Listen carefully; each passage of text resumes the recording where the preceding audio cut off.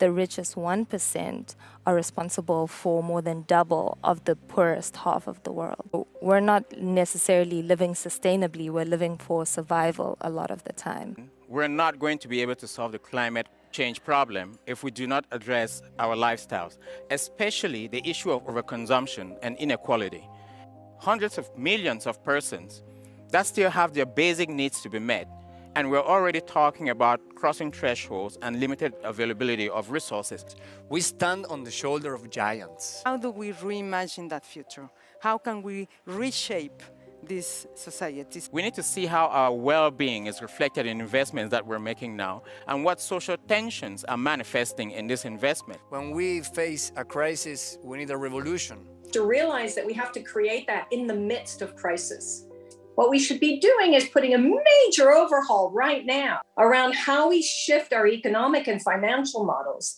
It's changing our financial systems in a way that is appropriate. What does the future look like for people and the way in which they are part of the economy? How we put people and science at the very center of the sustainability transition. How do we meet people where they are? Sustainable living can't be a luxury for a few people. It's absolutely needed that the awareness and the knowledge is there that sustainable choices can be made. Why not focus on demand rather than focusing on supply? Make sustainable living accessible, affordable and desirable. What makes us want to live a sustainable lifestyle? It's priceless because of the respect, self-control, and the spiritual connections that we have with the nature, with forests, with water, with soil.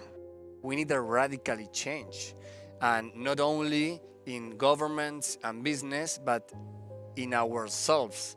As people, as citizens. Because nothing will change unless you and I change.